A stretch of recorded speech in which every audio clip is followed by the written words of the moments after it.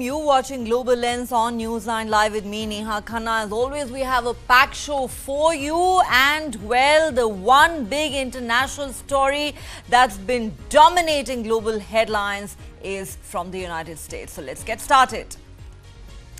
Donald Trump has made history, but it's the kind of dubious distinction nobody would want on their resume. Trump has become the first US president ever to become a convicted felon. On Thursday, he was found guilty on all 34 counts of falsifying business records to pay hush money to porn star Stormy Daniels on the eve of the 2016 presidential election. Daniels' alleged sexual encounter with Trump was at the center of this case. The New York court where the trial was held has set 11th of July for his sentencing. Theoretically, Trump could face a prison term or probation with a hefty fine. Trump's criminal conviction presents a remarkable collection of historic firsts for the United States. He's the first former or serving US president to be found guilty of a crime. He is the first presumptive major party nominee to become a convicted felon as well. Remember, he's expected to be declared the Republican Party candidate for the November presidential election just days after his sentencing. Many Americans, especially Democrats, hailed the verdict, saying Trump's first criminal trial reaffirmed the principle on which the United States is founded, that everyone is equal and that no one, not even a billionaire and former and possibly future president, enjoys impunity. Trump, who will appeal the verdict, lashed out on Thursday, calling the verdict a disgrace and attacked the judge. Trump said, "I'm a very innocent man," and the entire trial was rigged. He added the real verdict is going to be on the 5th of November by the people. Significantly, Trump has found tremendous support from fellow Republicans and his core supporters following the verdict. So much so that his donation website crashed hours after the verdict, with money for his presidential campaign pouring in. The Biden campaign said the verdict showed that no one is above the law and has urged Americans to make sure Trump doesn't return to the White House. Now, just in case you thought the conviction ruled Trump out of the White House race, here's a reality check. Trump can still run for president despite the conviction. Nothing in the US Constitution bars a convicted criminal from running for the country's highest office. Legally, nothing changes with Trump's status as a candidate. Theoretically, Trump faces prison when he's sentenced on the 11th of July, but legal experts say a fine is more likely. It's not just the hush money case. Trump faces 4 criminal cases in all, including charges related to an alleged conspiracy to overturn the result of the 2020 election and his handling of classified documents after leaving the White House. Ironically, Trump may not be able to vote as a convicted felon, but he can still run for president. Polls indicate he is in a statistical dead heat with President Joe Biden and maintains a slight edge in key swing states that will decide the election. The conviction seems to have made no difference to die-hard Trump supporters. Even some Democrats seem to think what voters will be thinking about in November is inflation, immigration, competition with China and Russia, and the money being spent on Israel and Ukraine rather than Trump's conviction in the hush money case. Then there are those who believe the conviction will be damaging for Trump, and even a slight drop in his support could be enough to tilt the scales in the kind of razor-thin race this presidential contest is expected to become. If a few thousand voters who would have otherwise backed the former president stay home in a key state like Wisconsin or Pennsylvania, it could make all the difference. But as we said, leading Republicans were quick to rally behind Trump after the verdict. House Speaker Mike Johnson called it a shameful day in American history. He said this was a purely political exercise, not a legal one. For 8 years, many have been predicting Trump's impending political collapse, only to be proven wrong. His 2016 presidential campaign was punctuated by multiple scandals that could have easily felled an ordinary politician or presidential candidate. But Trump's party largely stuck with him through 2 impeachments and the chaotic end of his presidency, during which the US Capitol was attacked by a mob of his supporters. None of this prevented the former president from pursuing a political revival that has put him in a position to win back the White House come November. Therefore, could this conviction just be the latest in a long series of seemingly disruptive events which actually turned out to be mere bumps on Trump's path to power? As would have been expected among an electorate that Trump has constantly polarized, the verdict has been greeted with fury by his supporters and jubilation by his critics. But some argue this is a somber, even tragic passage of US history. Americans have never seen a former president convicted of a crime, and a country already torn apart by bitter political and cultural polarization is likely to face a rocky time ahead. So we're asking on Global Lens tonight, what does Trump's conviction mean for his presidential campaign, the presidential election in November, the office of the US president, American politics, and its people? Is this the biggest acid test for American institutions and its political system? Could Trump still go on to become the US president even after becoming the first president to become a convicted felon? Are we about to witness history being made in all dubious ways possible in the world's oldest democracy and most powerful country on the planet? This was a disgrace. Donald Trump became the first U.S. president to be convicted of a crime on Thursday, when a New York jury unanimously found him guilty on all 34 counts in his hush money trial involving Stormy Daniels. I'm a very innocent man. He is convicted of falsifying documents to cover up a payment to silence the porn star ahead of the 2016 election. The verdict plunges the U.S. into unexplored territory ahead of the presidential election on November 5th. Trump, who spoke shortly after the verdict, denies any wrongdoing. He's expected to appeal. He faces a maximum sentence of 4 years in prison, though others convicted of that crime often receive shorter sentences, fines, or probation. Incarceration would not prevent him from campaigning or taking office if he were to win. There's no doubt it's a huge historical moment. This has never happened. Political analyst Elaine Kamarck is with the Brookings Institution, a U.S. think tank. I have always thought that this trial was the most damaging to him, even though the legal issues are not as consequential. And the reason I think it's the most damaging is it goes to his character.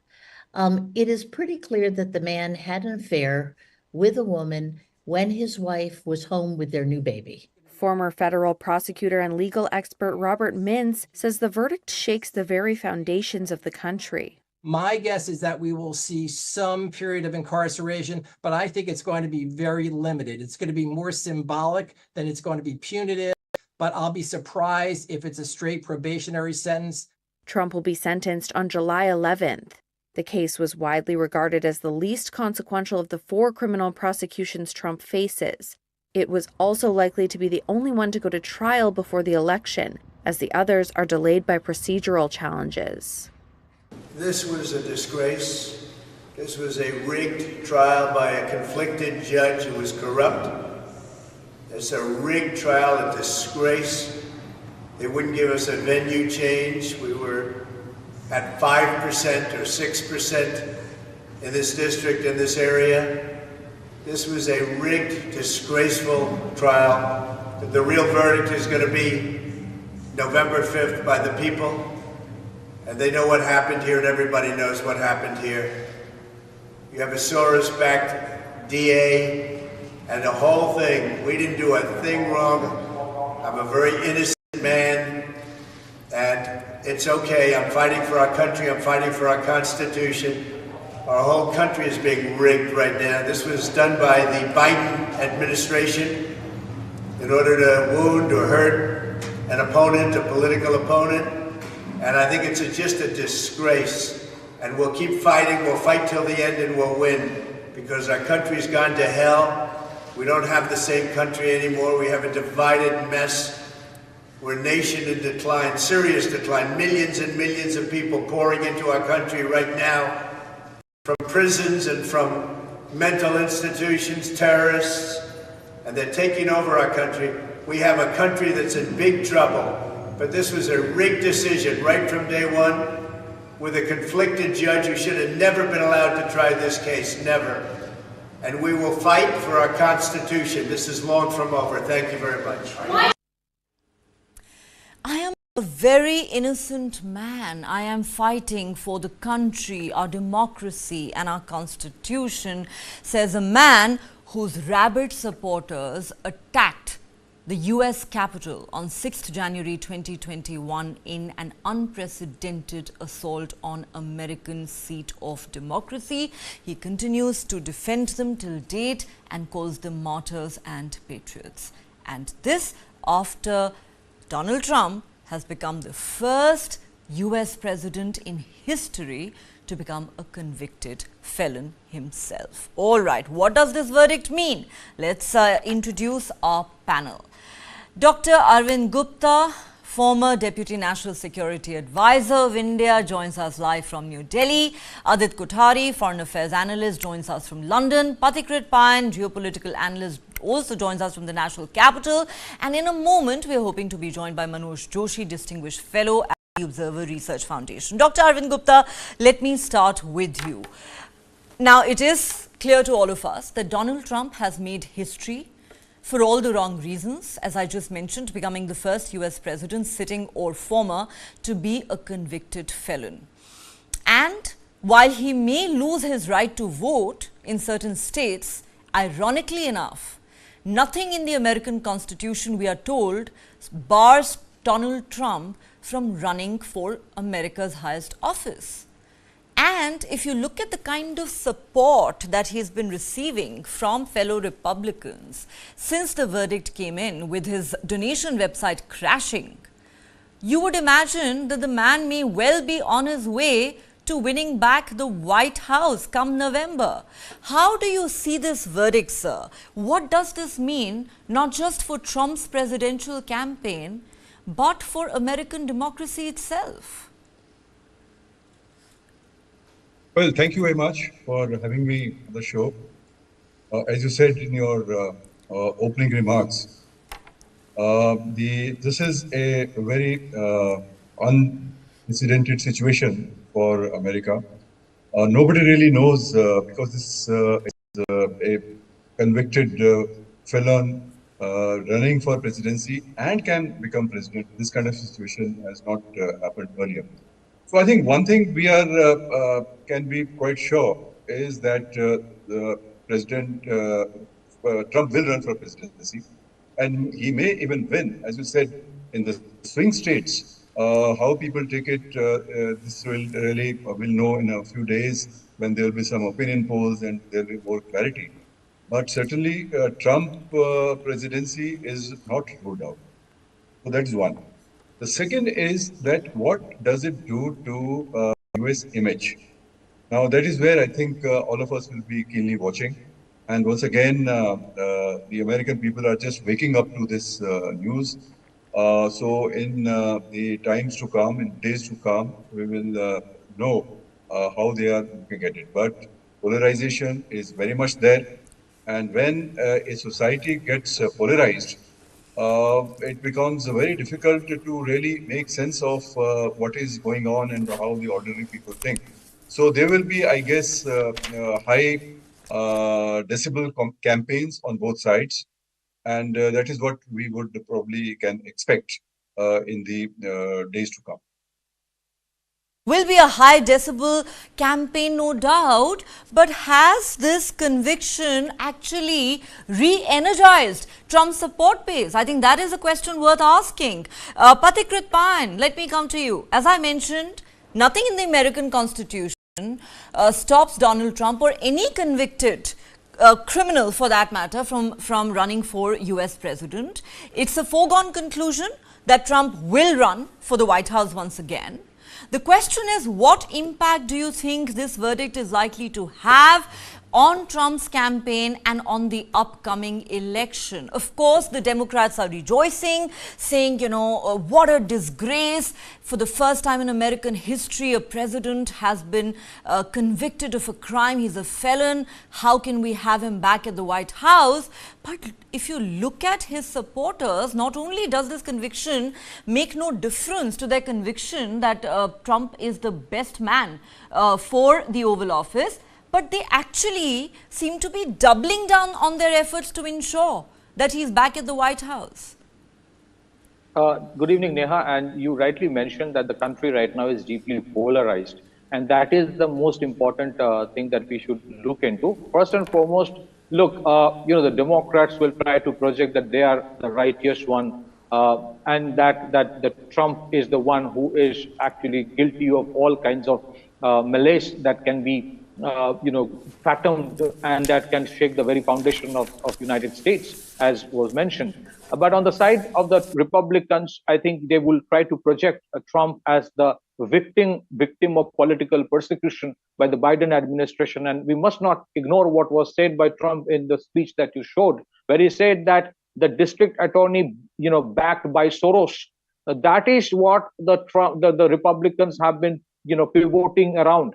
It is these deep state elements which have been supporting Biden and trying desperately not to ensure that Republican candidate Trump would come back to power. It doesn't come back to power, I beg your pardon. And at the same time, if we look at 2016 also, the chances were not very high for Trump initially. There were a lot of, impediments created by everybody, including some from his own political party. And instead, in spite of all that, as an outlier, he emerged as the victor. So I think it is only going to polarize things far more profoundly because the Soros name comes up and because of what is happening in the American universities, presumably, or the immigration issue, as you rightly mentioned. I think these are going to play a critical role. And I think what the Republicans in turn would say that, look, you talk about a conviction by a jury. But then in that case, what is it that Clinton actually enhanced the foundation of United States by his affairs and whatever else happened with Monica Lewinsky when he was in power? So I think this turf war and a game which is vicious from both political sides, acrimony is only going to enhance. From problem with Biden administration is this, that they might try to claim that Trump is the worst person possible to run for American president's election. But at the same time, when it comes to Biden's own, performance, has it made the Americans happy? That is a question mark. Eventually, people in today's era, the attention span is very less. I think eventually, by the time November 5 comes or that time when the election voting happens, people will think more about many other aspects. I was looking, Neha, at one of the Senate hearing of Lloyd Austin when he was asked, what is the end game of your Ukraine conflict? How much more money is required? He had no answer. He doesn't know what the end game is.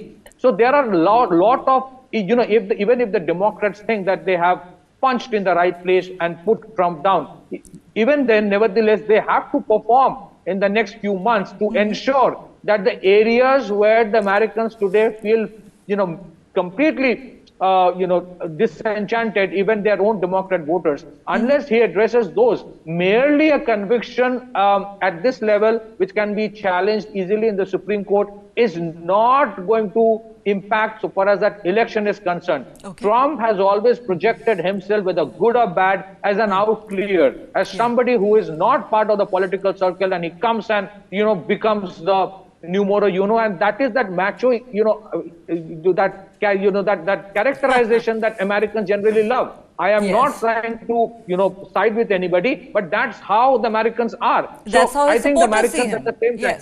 Yeah, Neha, just one point. Americans have an amazing capacity to forgive as well. They believe in the righteousness of the presidents. That is very true. But at the same time, they have been very forgiving in the past as well. Remember, many of the presidents of America in the past, they may not have got convicted. But when it comes to their own, chain of events in their own life, they are not something which made America very, very proud. So I think if we look at the larger perspective, yes, it is an issue for Republicans, but the Republicans perhaps also has understood how to convert a crisis into an opportunity to pounce. Actually, you have to, give credit to Trump there. He knows how to turn a crisis into an opportunity. And I agree with you, Patikrit, that, Trump's conviction in the hush money case alone is not going to determine the outcome of the November presidential election. There are many other factors that are going to be at play. Though, of course, when you talk about past presidents who've also had controversial tenures, I do not disagree with you there. But then at the same time, one wonders if there has ever been a president in American history as controversial as Donald Trump, who, of course, now has made history for some very dubious reasons. Okay, Manoj Joshi is with us now. I want to go across to him now. Manoj Joshi, I just want to quote to you what an American analyst has said in the aftermath of the Trump conviction. He says this verdict shows two different things. The first is that the former president can be indicted and found guilty by a group of his peers. That shows the strength of our American system. The other verdict, though, hasn't come in. And the other verdict is, can the powerful use our political system to escape the consequences of being found guilty? And that verdict is in November. Therefore, let me ask you this question. These are uncharted waters for America. There is no precedent for this situation. Is American democracy itself on test? Absolutely. Meaning, we are now, if you see the kind of responses that have been there from the right wing to the Trump conviction, you have had threats to the jurors, to the judge, to Democratic Party personnel. Trump raised $35 million in the wake of this guilty verdict. Meaning, so there are very strong feelings, and there are strong feelings, and often many people have spoken of a potential civil war. Don't forget that one of the most traumatic periods in American history was the 1860 to 1865 Civil War, which divided the country. So now that country looks equally divided at this stage. Meaning you have extremely strong opinions on the Republican side. They are consolidated. They are angry. They're angry enough to virtually, launch an insurrection. After all, January 6th, they did in 2020, they did launch an insurrection. So America is in extremely difficult times. It's a very divided society, and we don't know what the consequences of this particular trial will be, meaning how it will play out. Of course, we know that as far as elections are concerned, you have statistics, people telling you so many people may change their opinion, so many people may not change their opinion. Don't forget that a very substantial number of Republicans have said that they will not accept the verdict of the election if it goes against Trump. So they are virtually saying that Trump has to win, otherwise the election is not fair. Now, what do you say about that? How do you deal with that situation? And the irony is, as I keep saying, this is the oldest democracy in the world and a country that lectures everyone else on how to hold free and fair polls.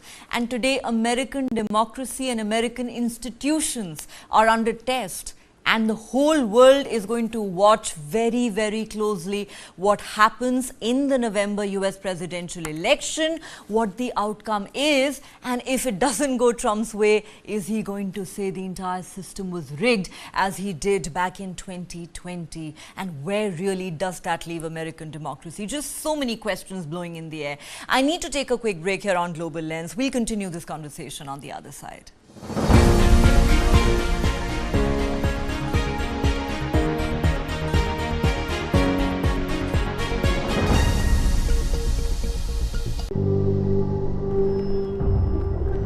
Helps beat sensitivity fast. Sensodyne Rapid Relief. केसरिया से मन जोगी हुआ रे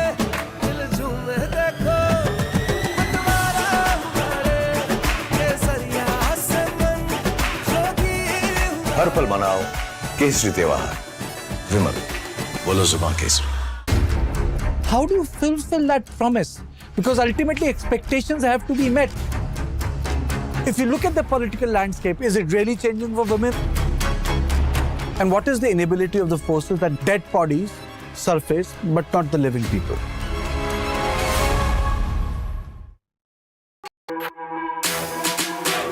जानना है तो देखिए, समझना है तो सुनिए, सीखना है तो पूछिए, और कमाना है तो खरीदिए। जानकारी, सलाह और निवेश एक ही सुपर ऐप पर। पैसे का सवाल है तो जवाब है मनी9। आजादी पैसे की। अभी डाउनलोड करें।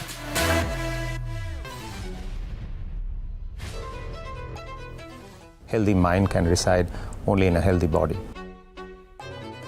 That is the only cure for the restless mind. Happiness is a choice. The fastest way to be happy is to make somebody else happy. World premiere on 2nd June, only on News 9 Live. For the very first time in our investigation, we unmasked the killer of Ravindra Matre. In 5G, we have to stand with the world, and in 6G, we have to lead the world. Winning a Grammy was an absolutely surreal experience.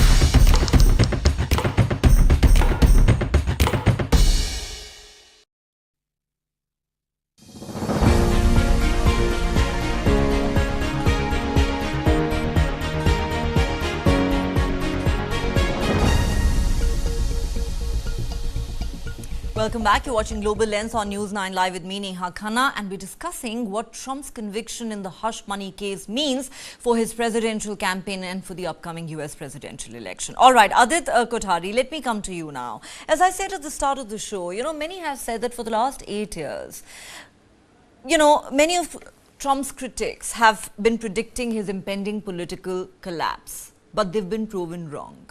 There were plenty of scandals dogging him even ahead of the 2016 presidential election. We saw how that turned out. His entire tenure as president was marked by controversy.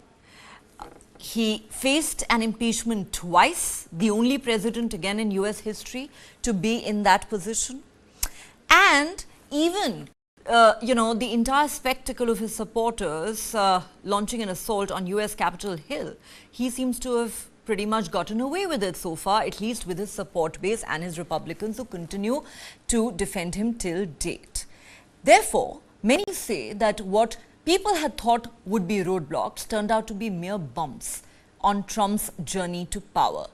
Do you believe this conviction will pretty much be just another of those bumps for Trump and could in fact in some ways even work to his advantage, energizing his support base? Some way or the other, Neha, I think you've given us a lot of insight today. With the fact that Trump's own website crashed on the funding side of things, and the kind of funding that he's received post the conviction, that is a testimony to the fact that people of America see through the two-tier justice system. And I say the two-tier justice system primarily because when we see how cases have been handled with regards to Hunter Biden or Biden himself or a Hillary Clinton versus how the system has essentially gone after a Donald Trump, there is a stark difference. And a lot of Americans, even on social media, have shown outrage with regards to this particular two-tier system. So, it takes me back to 1606 when, there was Guy Fawkes and he said, remember the 5th of November. And I see a lot of that in Donald Trump today when he invoked the 5th of November. And just like how Guy Fawkes was the outlier in British politics, I think Donald Trump might just end up being the Guy Fawkes of New Age America, where the Americans essentially are extremely divided. It's a very divided house today, and that was a divided house even in 2020. And the political broil at the White House was in fact a testimony to that.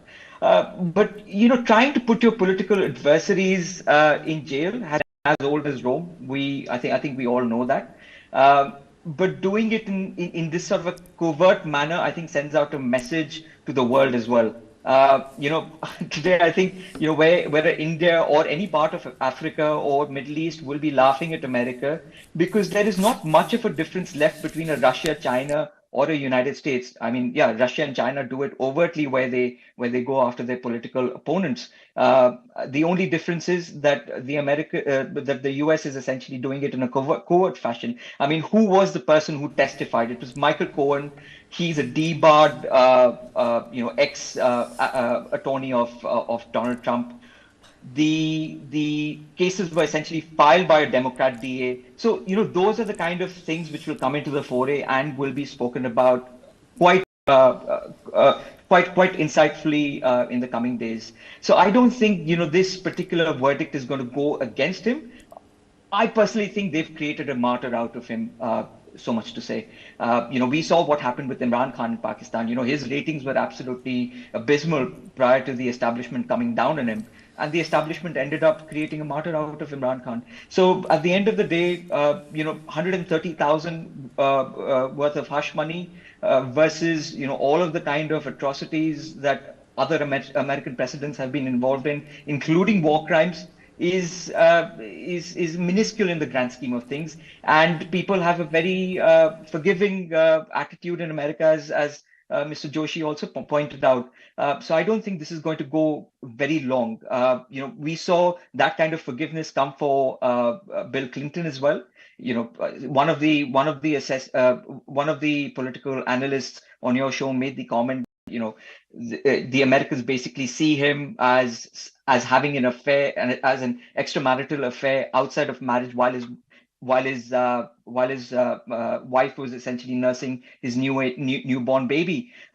Monica Lewinsky didn't create any hurdles for Bill Clinton, and Bill Clinton's support for Hillary Clinton was also quite a testimony to that. So I think, generally speaking, I think Americans have a very forgiving attitude, and they will also compare, like Patrick mentioned, that what has America received or achieved during the Biden years, and can Trump actually better that? So I think those are the metrics which the American people are going to go by. Thanks, Neha. It'll come down to interesting. Both Adit and Patikrit seem to believe that the Americans tend to be rather forgiving. There have been scandals that have dogged American presidents in the past, such as Bill Clinton, and perhaps Donald Trump could emerge unscathed from this conviction as well. It's no longer just a scandal, it is a criminal conviction for Donald Trump. In fact, we're waiting for the former US president to address a press conference. That's going to begin any moment now. When it does, we will cut across to it. But for now, let me go back to my other guest. Dr. Arvind Gupta, let me come to you now. Adit, Patikrit, many others seem to think that this verdict could actually backfire on the Biden administration and help re-energize Trump's support base, and could actually work to his advantage, as have multiple other challenges that he's faced in the past. We don't know which way this election will go and who will be elected to the White House come November. But one thing we can all agree on is that America today is more polarized than perhaps ever before.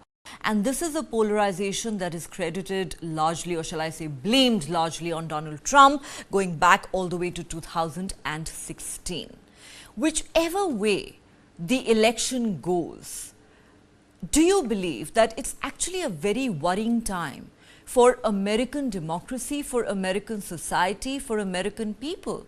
I mean, not just because Trump stands convicted today, but also because he and his supporters say that if he doesn't win, that means the election and the system is rigged.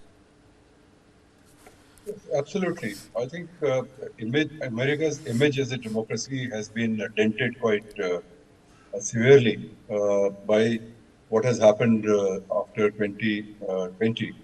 So it goes without saying that this verdict will energize the Trump base, and there will be a lot of posturing on both sides, and the election will probably go to the wire, and we don't know what will be the result of the election.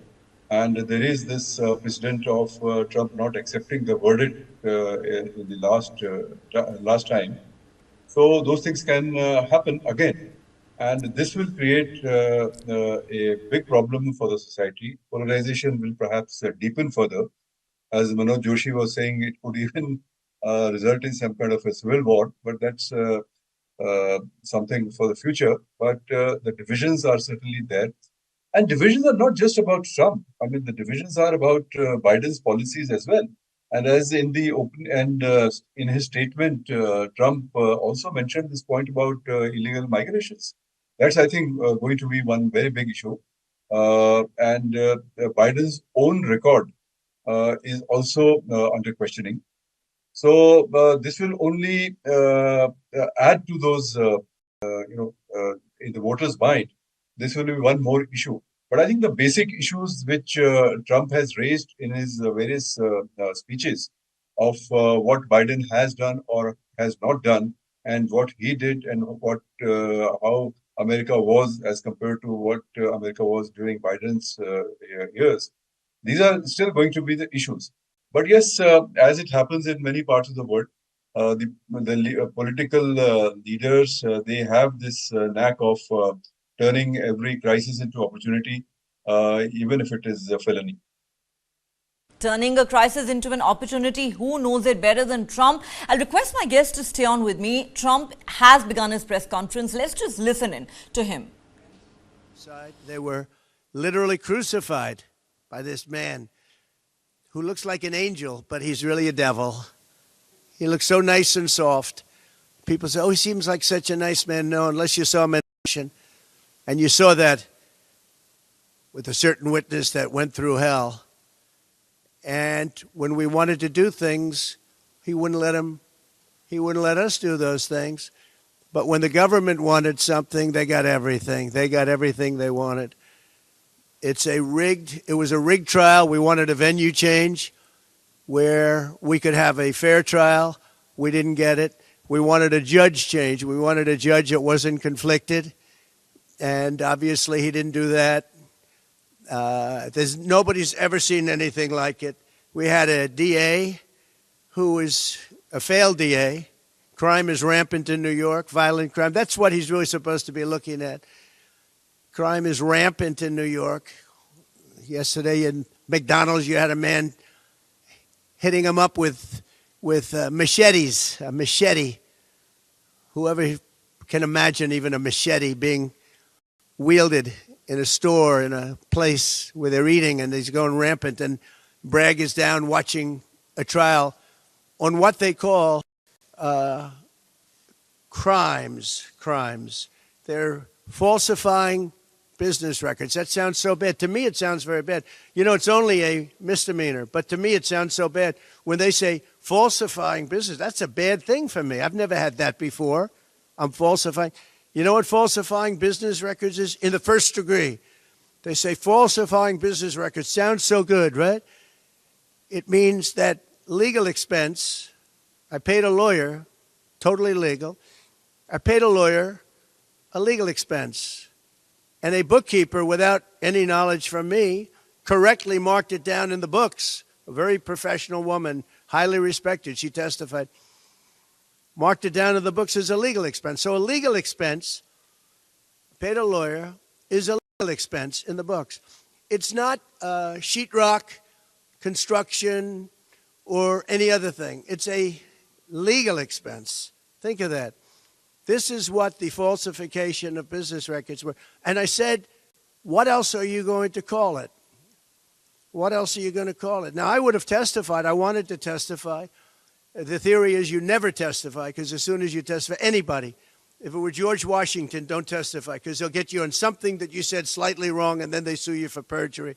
But I didn't care about that. I wanted to. But the judge allowed them to go into everything that I was ever involved in, not this case, everything that I was ever involved in, which is a first. In other words, you could go into every single thing that I ever did. Was he a bad boy here? Was he a bad boy there? And my lawyer said, what do you need to go through? And all you wanted to do is testify simply on this case. Because I would have loved to have testified. To this day, I would have liked to testify. But you would have said something out of whack, like it was a beautiful sunny day and it was actually raining out. And I very much appreciate the big crowd of people outside. That's incredible what's happening. Okay, so Trump there speaking along predictable lines. Let's get some reactions from our guests. Let me go across to Pathikrit Pine at this point. Pathikrit, of course, Trump calling it a rigged trial, lashing out once again at the judge, you know, and interestingly saying, I would have loved to testify, I really wanted to testify, but the rule is never testify. They can get you on perjury on any little thing, and then you are in trouble. But that apart, I think it is very clear, Pathikrit, that, you know, Trump is going to appeal this verdict. But again, the larger question remains, how is his presidential campaign now likely to pan out? You were saying earlier that you believe that there are much bigger issues that the American voters care about compared to Trump's hush money trial or conviction, whether it is inflation or immigration or the Ukraine and Israel wars and the money that America is spending on them. And as Dr. Gupta mentioned there is no doubt that a lot of Biden's policies have also been very unpopular, whether it is on immigration or his support to Israel in Gaza. So how do you look at it? Neha, I just want to make one concluding remark. I think sometimes we tend to overestimate United States as a democracy. We tend to presume that they are much more righteous than what they actually are. It is not. For example, you know, on one hand, what happened in the Capitol Hill is something very obnoxious, but at the same time, it is also a reality that the Biden administration, there are deep allegations that wants the illegal immigrants to come in and actually become non-citizen voters in the United States, which will tilt the, you know, the results in their favor. So both sides are at fault. That's what I want to say. Now the issue is how each side pushes the narrative. In that way, I think it apparently seems Trump is a little better in terms of pitching the narrative. It is not about who is right or wrong. As I stated, we often tend to overestimate, you know, what happened in Capitol Hill or what the Americans keep on giving sermons to everyone else. You know, they should stop it, first of all, because countries like India are far better when it comes to electoral democracy. And at the same time, it is all about how you pitch it in the next 6 months. You know, tragic hero is something Hollywood invented, rather. And they keep loving that tragic hero. Trump will project himself as the fall guy, as the tragic hero. Remember, in between, you know, Achilles and Hector, it was Hector who always got the sympathy and not Achilles. So that is what Trump is trying to do and would try to do invariably as it is more polarized, the society as it is in the United States. People have already decided their mind. Even if 100 more allegations come in against Trump, they would still believe that the Trump is the right guy. The same goes for Biden. So invariably, it is a polarized society going for an election, already having made up their mind what they want to do, irrespective of whatever happens. But I would reiterate, we often tend to overestimate United States on many issues, including democracy. I don't think they deserve that tag anymore for various reasons. Back to you, Neha. They should certainly stop lecturing, I believe, the rest of the world, including us here in India, on multiple things, including how to conduct free and fair polls. I think they need to first focus on putting their own house in order. Let me go back to Manoj Joshi at this point. Manoj Joshi, both Adit and Pathikrit Pant are of the view that this guilty verdict actually has turned Trump into a tragic hero, a martyr.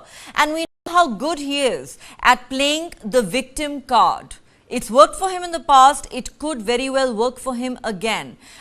Do you share that assessment? That's one. And two, how significant do you think this verdict could be in light of the fact that most pundits believe that it's going to be a very tight contest between Biden and Trump, that the margin of victory could be razor thin, and it could all come down to the key swing states? And if some people, for instance, decide to stay home because they now are uncomfortable voting for Trump following his conviction, you know, even a few thousand votes could make a big difference. How do you look at it? Let me start with your second point first. I think the fact that about the swing states, that this election, American elections are decided by a very limited number of voters in these swing states. 200, 300, 400,000 voters at the end of the day decide what's going to happen. That's because Americans have an archaic system, out-of-date system, which they have not modernized. I'm not going to go into the details of what that system is, but they don't have a popular system, because if there is popular vote, Biden will win hands down by millions of votes. There's no doubt about that. But then the Americans don't have that system. So in this case, in these question of swing states, I think it is important that that there are certain younger people who have been younger people who were kind of not happy with Biden, non-whites. We may see that they may not back Trump, in the sense that nothing is clear right now. Nothing is clear. This is just too immediate at this stage to make any kind of forecast. But there were some young people, non-white people, who were shifting towards Trump. But after this verdict, they may not. I saw one statistic which said 67% of the voters say they are not going to be affected by this verdict. But then there are also at least 20-25% voters who may be affected by the verdict. And as I said, the American system is such that that could make a difference in key swing states, and that could shift the verdict. The second point, I didn't understand. The first point you made, I didn't quite. Was, could this verdict actually turn in, Trump into a martyr, or as Pathikrit put it, a tragic hero who actually ends up gaining more support this time? No, I don't think so. Today we're looking at it. There's an attempt to make Trump into a tragic hero. Trump, by his very nature, doesn't quite fit in to the role of a tragic hero. He's always so aggressive. In fact, this trial, if he had handled it differently, maybe he could have got a better verdict. If he had said, yes, maybe I made some mistakes, and maybe something there could have been a different kind of an outcome. But, right from the outset, the very aggressive kind of approach that the Trump team took, this led to this trial. Don't forget that he was convicted unanimously, unless you say that the jurors were fixed, which is not true. So I'm saying that the average American believes in the jury system, believes in the American judicial system, and also most of them will believe that, yes, there is something there. They are not going to automatically say, everyone's bought out, Biden has bribed everyone, the New York system was corrupt, and that kind of stuff. There is a huge amount of respect within America for their system, and I think that will prevail. That will prevail. I mean, if you're going to question everything, then might as well shut down the courts. It cannot work this way. A democracy cannot function this way. Adit, let me come to you. Now, Manu Joshi says, no, Donald Trump does not fit the image of a tragic hero. He is way too aggressive and abrasive for that. And two, it may be too premature to say that this verdict is not going to have any impact on the election, because it all boils down, Manu Joshi says, to the key swing states. That's the system, in America, and that there could be many voters, especially fence sitters, who are now uncomfortable going out and voting for Trump, given that he is now a convicted felon. And these elections can, in fact, be, influenced by even a few thousand votes. Like you said, Neha, it's going to be extremely close. Mr. Joshi is also quite right on the fact that, the survey prior to the conviction said, 2/3 of the voters wouldn't change their pattern of voting either ways. So it's the 10 to 20% of the voters, predominantly the fence sitters, on how they perceive this particular, conviction. Do they actually change their minds? Do they actually, go from being a fence sitter, which was proactively going to be voting Democrat and now voting Republican, or vice versa? That only time will tell. 5th of November is the date which we are all going to be watching extremely keenly. But the one thing that a lot of people are actually pointing out, and this is something which we must take cognizance, is the duality of the judicial system. One of the cases that was made a point of discussion was the case when Biden was essentially the vice president, and he took home critical and confidential documents which were found, and then the White House essentially puts out a statement in 2022 saying that they were safely locked up, etc.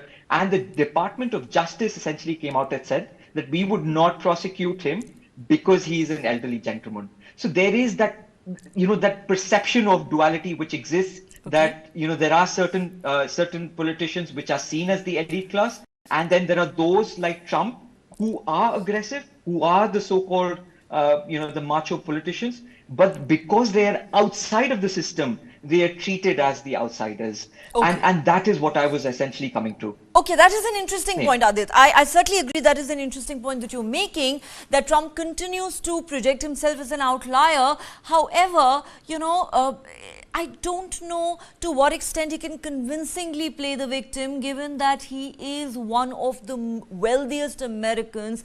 He's a billionaire and a former president at that. He is not some ordinary man who's up against a very powerful system that's coming down heavily on him. Last word to you, Dr. Arvind Gupta, as we wrap up this discussion. Do you believe this verdict is likely to have a significant impact on the upcoming US presidential election? Donald Trump faces another 3 cases, but trials in those cases are unlikely to even begin before the November election. Therefore, we can keep those aside for now. And also, like Mr. Joshi, do you believe that it's all going to come down to those key swing states, and the fence sitters ultimately are going to be the biggest deciding factor? Yes, I think the swing states are going to play an important role, and it is still too early to judge which way the voters in swing states will take this verdict. So there's still some time, and both sides will build their narratives, and this will be a war of narratives, an intense war.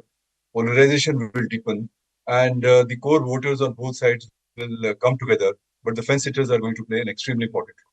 Fence sitters are going to play an extremely important role, as will key swing states, because they always do in American presidential elections. That's how the system works. But the million-dollar question still remains. Is this guilty verdict going to damage Donald Trump and his presidential campaign, or, as his supporters would have us believe, could it actually work to his advantage? After all, this is Donald Trump that we're talking about. Who knows which way this might pan out. On that note, Dr. Arvind Gupta, Adit Kothari, Patikrit Bain, Manoj Joshi, thank you so much to all of you for joining me on Global Lens tonight. Well, that's all the time we have on this edition of Global Lens. Thanks so much for watching. Do join us again at the same time on Monday. Have a great weekend.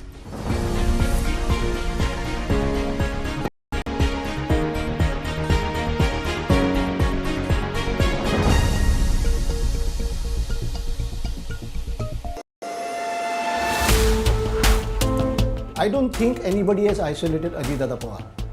Ajit Dada has isolated himself. That led to a lot of bad blood between the ruling partners. It is not true. You know it very well, who these elements are, who these individuals are. And these are the very reasons why you see a division in the party.